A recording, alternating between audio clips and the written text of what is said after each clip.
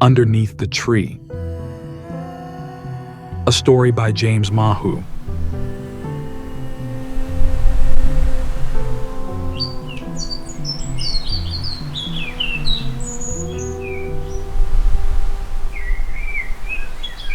The woman motioned to a large tree a short distance away. Let's walk over there. I've sat beneath that tree before. It practically knows me. Despite the lack of light, the man could hear her smile. The man nodded, and the two friends walked the short distance together in silence. Once they arrived, the woman sat down, leaning against the trunk of the tree, while the man sat facing her. The water jug was between them. The core deepens, she began. It moves forever in the direction of the unknown. And this is as true for the sovereign as it is the field of unity upon which the sovereign depends. The one, many, and all consciousness is not a static thing. It evolves through space-time, and this evolution we are a part of.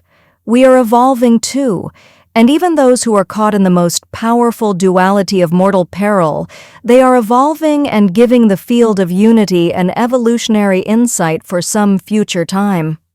The man sighed in a not-so-subtle display of frustration. But history repeats itself over and over. Just look at wars if you need proof. Are we to just accept humanity's stupidity? We are to draw our personal wisdom to the surface, and through our embodiments, our creations, we demonstrate interconnectedness. We make no exceptions. We are impeccable in our commitment to align as a particle within the one, many, and all consciousness. This can be done in as many ways as there are stars in the universe. We are not here to change the world. We are here to express the one, many, and all consciousness. The changing of the world, that is allness. And within a single lifetime, it would seem the changes are so gradual as to be non-existent. If we have aligned our humanness and our consciousness, our surface and our core, our mind and heart, then we have only to live as the wild creature that we are. It sounds selfish, the man said. She shook her head. When one lives interconnected, there is no selfishness. We simply live as an expression of interconnectedness. How that gets expressed, well, that's an infinite act that is unbounded by words or numbers or definitions of any kind. I didn't invent the words I use. I didn't order them in a specific way without knowing the words of millions of other hearts and minds. Every word I use is issued from each of us. It is everyone speaking. It is allness. It is not me. So, you're saying that you have lost ownership of your words and actions, perhaps even your thoughts? He observed. If you've lost ownership, then how do you enjoy life? Again, the instinct is to polarize and choose one side of the duality. We can do both.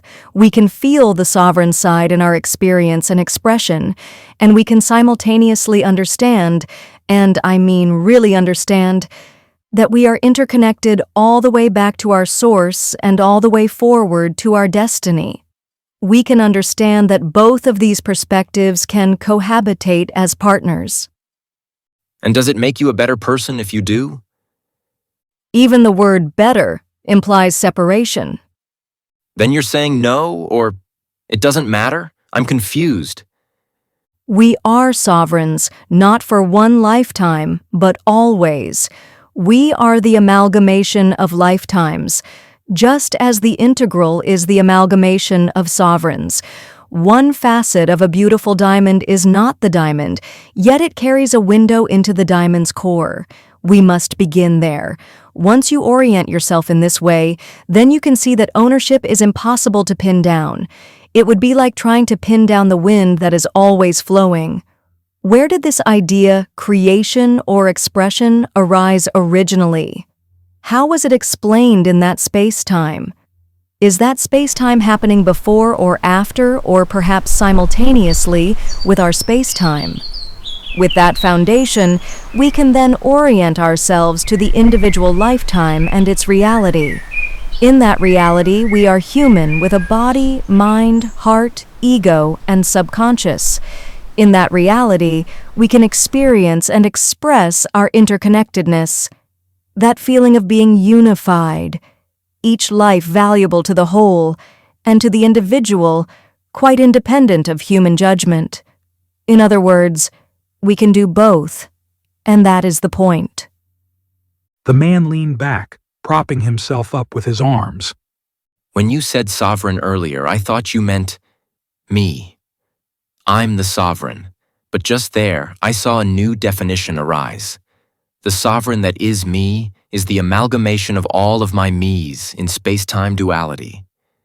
And in some ways, I have lived from the very first nanosecond of space-time to right now, and when space-time folds into non-space-time, and our destiny is the one, many and all consciousness lives in all, I will be there too.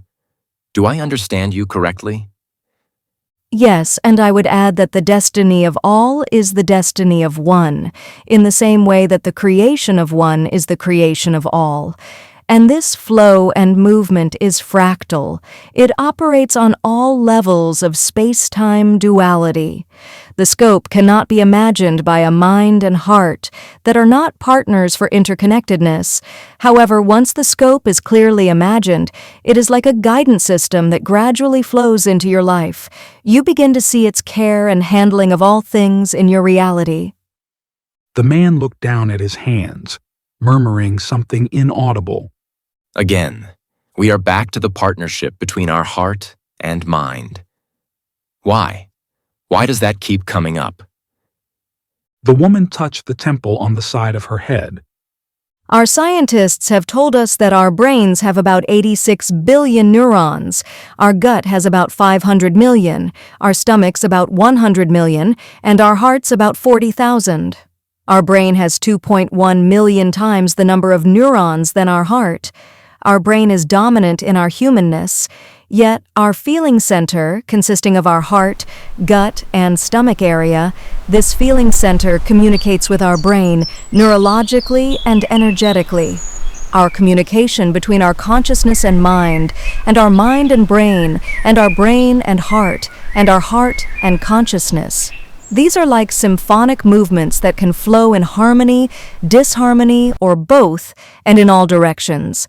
When we are in harmony with these movements, we transmit interconnectedness. It is as simple as that.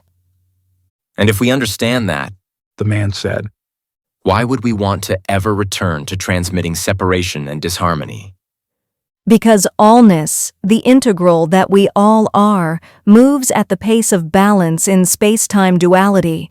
It is drawn out like the bellows of an accordion, and there we possess free will. We decide. Maybe our connection to allness is urging us to play a role of separation to keep us from moving too quickly towards our destiny. We desire to avert a fall. We sense these things subconsciously from our highest heart and mind, and we listen. This is part of understanding interconnectedness. It is not just a social construct or a New Age concept tossed around for its surface appeal. It is the fundamental concept, and because it is, its depth and breadth are expansive. You can spend an entire life plumbing its depths and never find its floor, or ceiling, or even a wall.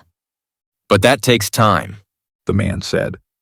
No one seems to have enough time and probably inclination to think about this.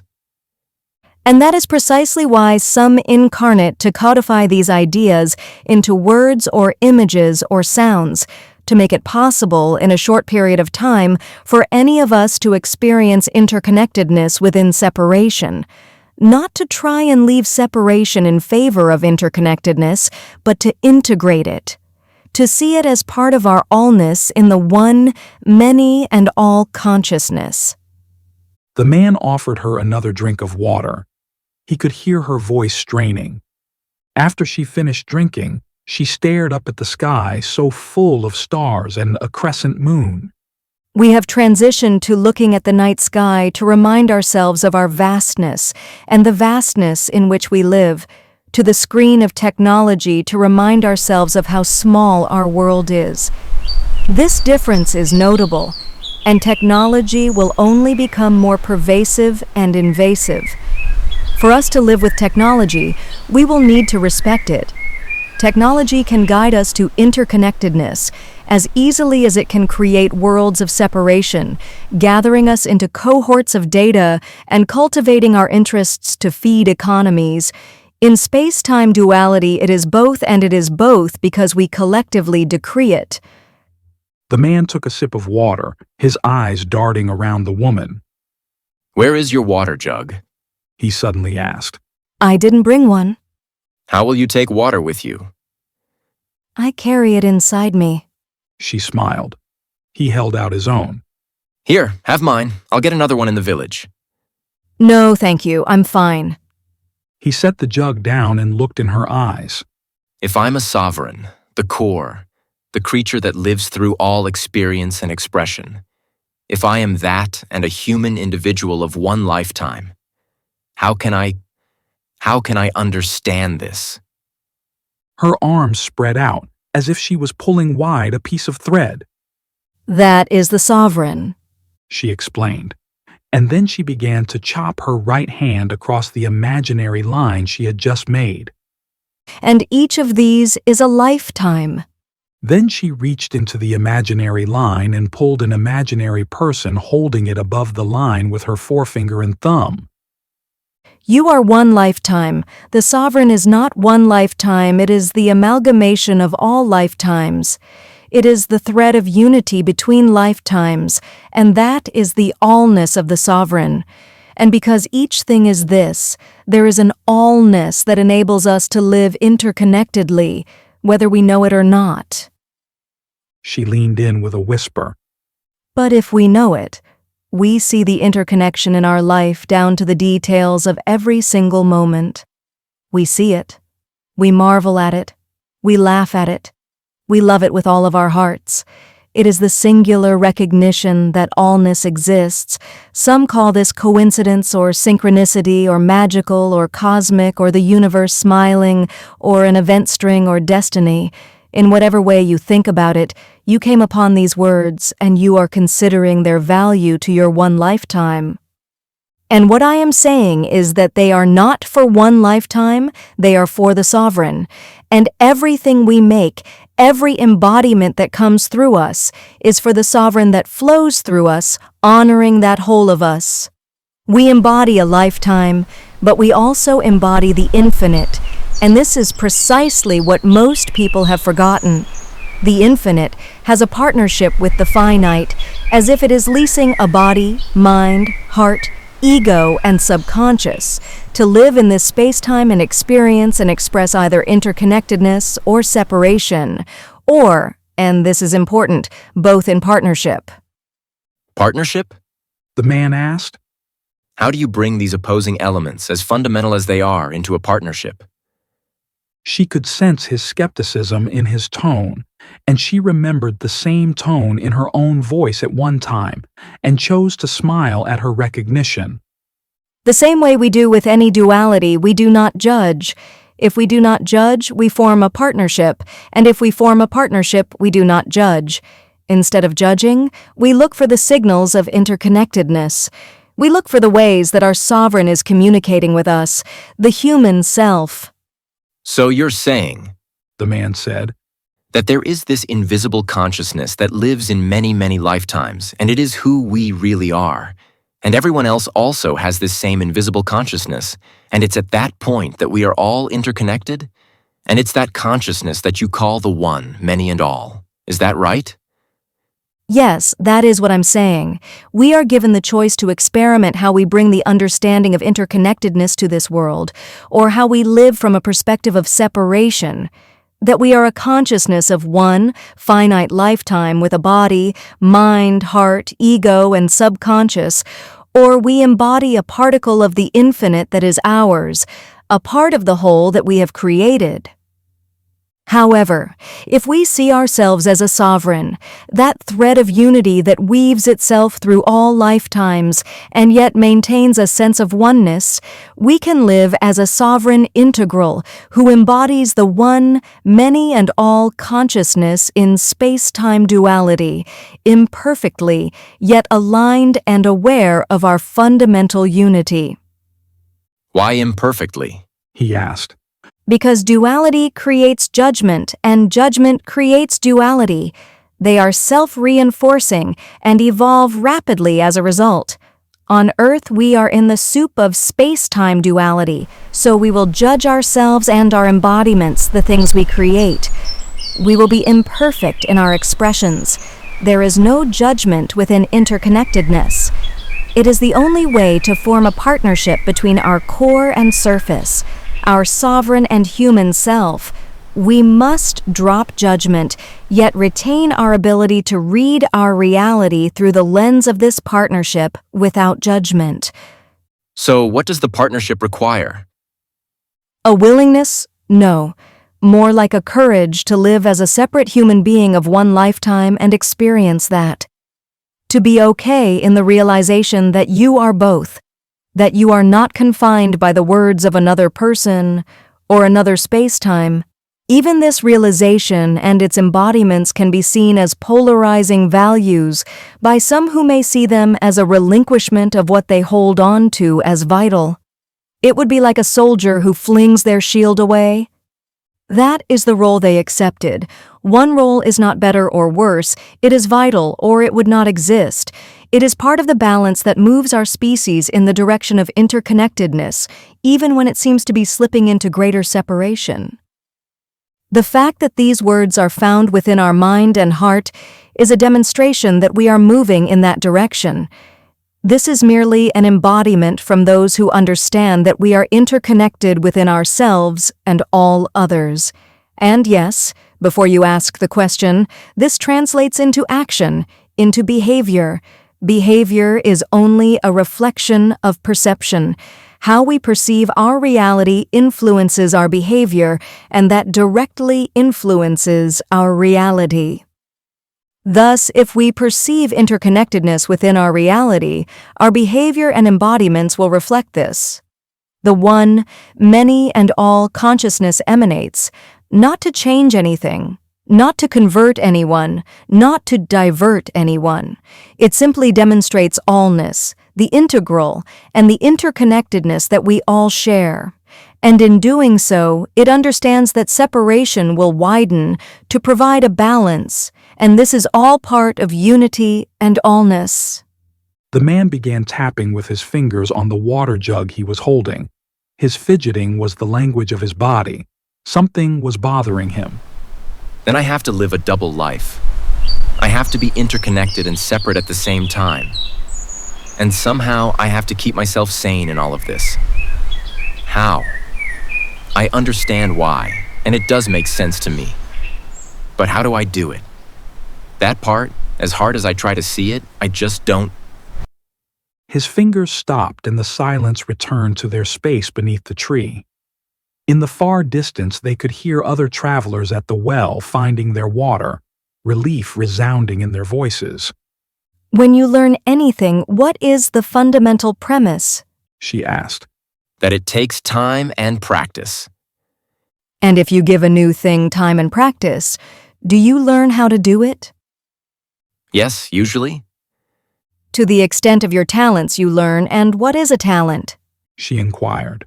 It is a gift. I don't know.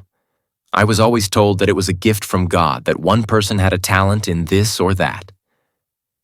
Talent, as we are taught, is perception that merges with belief, and then, under the lens of time and practice, its results begin to unfold. They beckon for more time and practice. They can even pull you into the unknown, where no one else has ventured, a place where only you can go. That is talent. You venture into the unknown and you expand the reality of a given discipline like acting or painting or performing or writing or loving or singing or simply living. You expand these through talent. No one in this entire universe understands exactly where your talent will lead or how it emerges. It is yours to understand and expand the discipline of interconnectedness in your reality and space-time. She paused for a moment, studying her hands that had almost disappeared in the growing darkness. How you do this, keeping your sanity as you move between the experience and expression of interconnectedness and separation, is your unique talent. Your talent is the art of doing this. This one thing that we are all doing, every insect, every plant, every animal, every human, every life everywhere within space-time duality.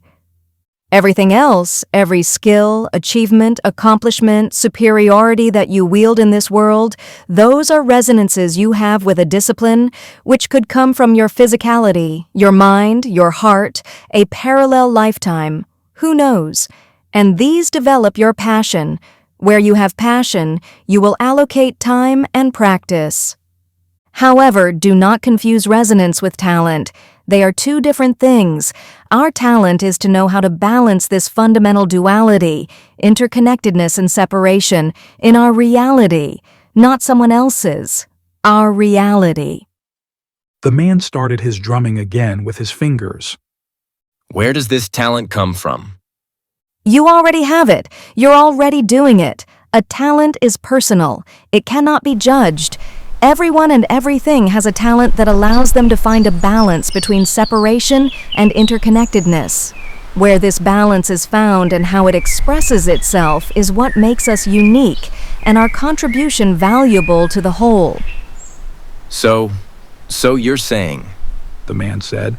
that all of us have one talent, and that talent is how to flow between these two states of being, separation and interconnectedness, as we choose in the space-time of our reality. Each of us can find a balance, and that is our talent. Do I have it right? At one level, yes. Then you're saying that our talent is how we live. That's all. That's our talent? A homeless war veteran begging on the streets has a talent to live? There you are talking about the win-lose survival game of separation. She said. Not talent. All embodiments, whether they are sentient or not, have one thing in common. They have a talent to find a balance between the fundamental duality of separation and interconnectedness for its species. And once it is held, then it will be easier for it to be held everywhere within all species. This balance is infinitely unique. It has never been struck in the same way before. Literally, in each moment this balance is shifting. It is forever unique for one, many, and all. This is partly the meaning of the one, many, and all consciousness. We are in this together at all levels, in all places, and all times. If you can imagine this, you can understand a part of this, and therefore, you can find your balance with greater ease. You see, She continued. this is the talent we can recognize in each one of us. In this recognition, we can create gratitude and compassion and understanding for all by simply observing how they play a role in keeping our individual and collective balance. It is not that those who have ratios of high separation and low interconnectedness are blocking our progress to become a world of peace and harmony. They provide a talent to balance our forward progress. Of course, this perspective is only accessible when we are mindful of how we are all part of allness. When we remember that we are each a thread of unity, not simply flesh and bones competing in the singular game of survival. The woman became completely still, closing her eyes. She seemed to go into a deep embrace of the surrounding silence, stillness, and deep darkness.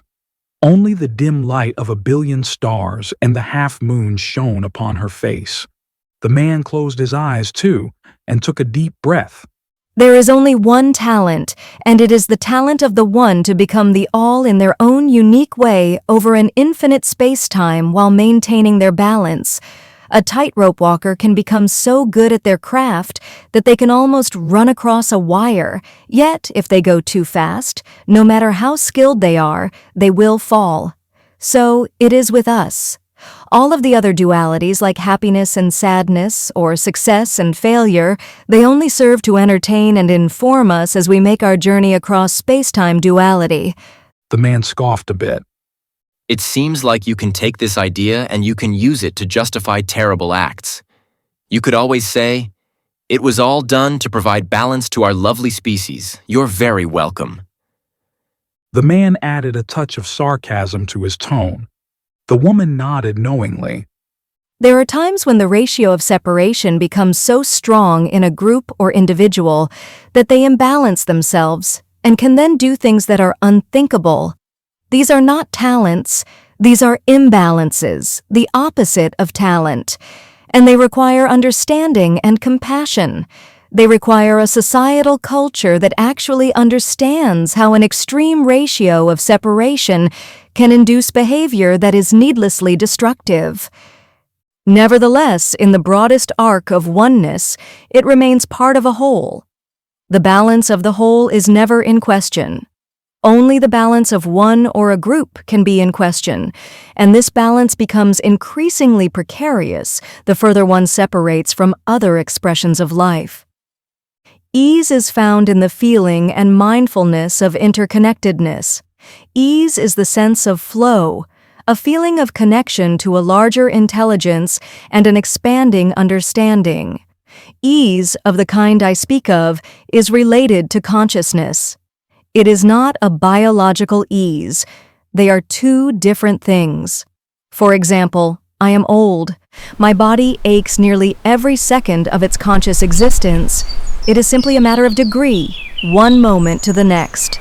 However, my consciousness can flow like a breeze over a meadow of vibrant flora and fauna.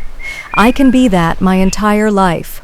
All I need to do is understand this, and that understanding will faithfully find its way into our thoughts, feelings, and ultimately our behaviors, our reality. Ah, it's the action that counts, isn't it? The man observed, his tone distant as if he was deep in thought. Yet we struggle with that more than anything else. Why? Because we do not understand, and often because we do not want to understand. Why is that? The man asked. It doesn't make sense to me. We each have our balance to maintain, our talent, remember? The man nodded. I do. What if everyone, every human being, suddenly shifted to a ratio of 99% interconnectedness and 1% separation? What do you think would happen? Our world would change? Our world would fall into chaos. She quickly corrected. She chuckled to herself. I will tell you a story. There was a man I knew, somewhat like you, who asked once to prove that action is stronger than a thought. I thought he was kidding. How is this not obvious? So I told him to think that he was punching me, and I would do the same to him, but in action. Then we could decide which is more powerful. She smiled to herself at the recollection. To my utter surprise, he agreed to my proposition. So, as our challenge began, he closed his eyes and asked for 10 seconds before I would strike him. I felt it was a reasonable request, so I waited. After about 10 seconds, he raised his hand as if to say, "Go ahead, hit me." But I had no interest in hitting him. I couldn't hit him. I wouldn't hit him. It was impossible for me to hit him. Afterwards, I asked him what he had been thinking about for those 10 seconds, and he smiled at me and asked me the same question. And then I understood. His mental sphere of thought and feeling had engulfed me, and I had listened to it because he was my revered teacher at that moment. I had no choice, and he knew that I saw life in that way, and that I would listen to his thoughts and feelings, even though they were silent and invisible. She paused and looked directly at the man with her index finger pointing at him.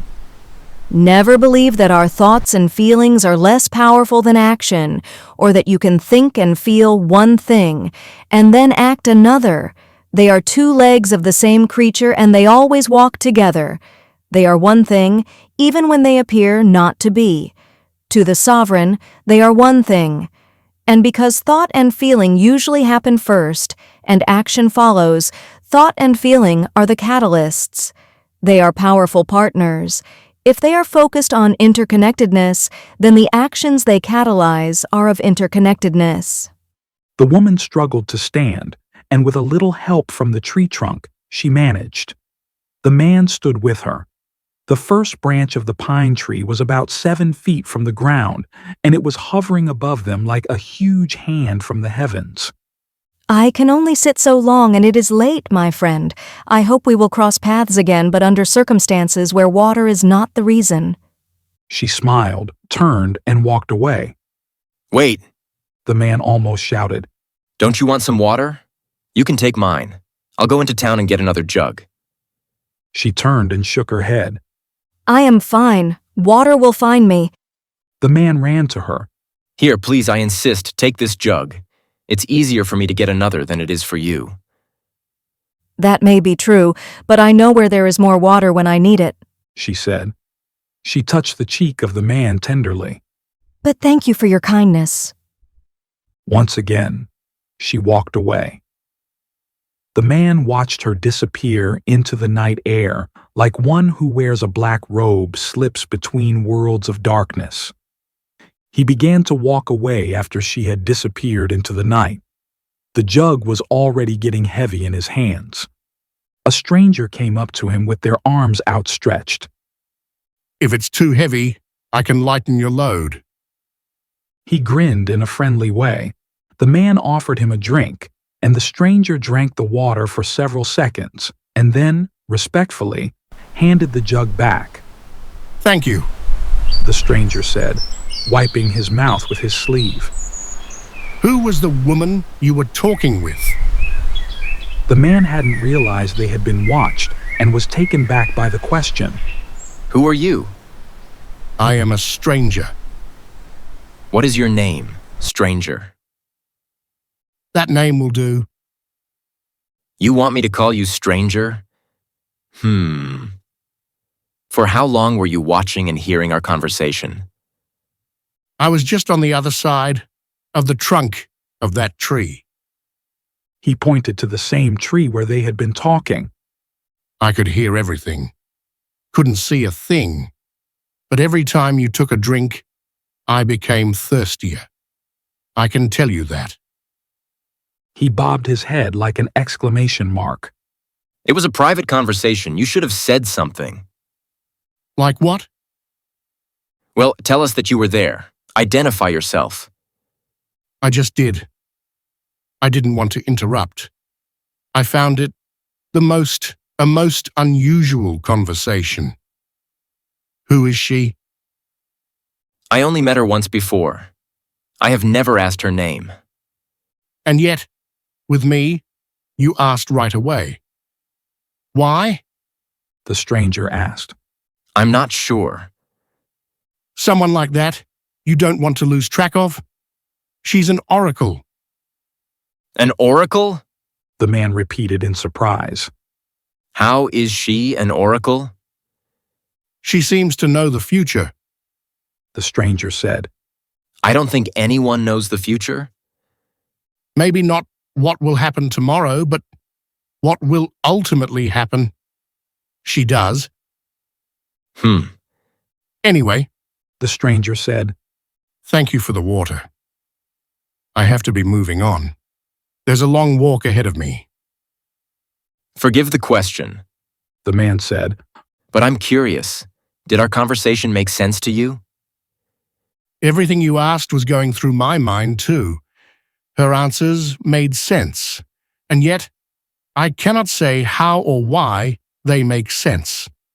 It's like something very simple that is so simple it is complex to understand. Not so much because it is complex, but because I carry this complexity within me. It is so simple that it reminds me of that. Yes, that is exactly true, and it's what I've been trying to understand. How do I drop the complexity that I have learned? Unlearning is hard. The stranger said, shaking his head. We have to be willing to make room for the new by letting go of the old. And we're not talking about things like tying our shoes. We're talking about fundamental understanding of who we are. All of us. And did you do that? The man asked. Not yet. Why? You don't see the value? The stranger began to speak, and then stopped.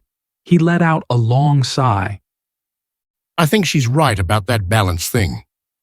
I'm not entirely ready to give up the old complexities that circulate in my mind and heart. I still have to play the game of survival.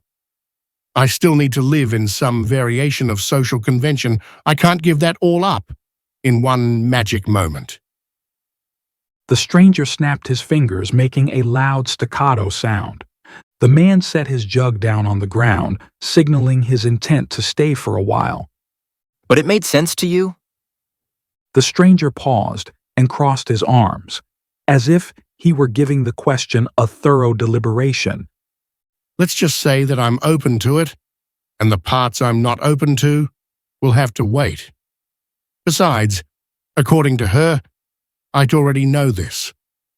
It's just a memory I need to remember. When I'm ready, it'll still be there. With that said, the stranger pointed to the water jug. One more swig before I go? The man nodded. Sure. The stranger took a long drink and put the jug back on the ground. As promised, I have lightened your load.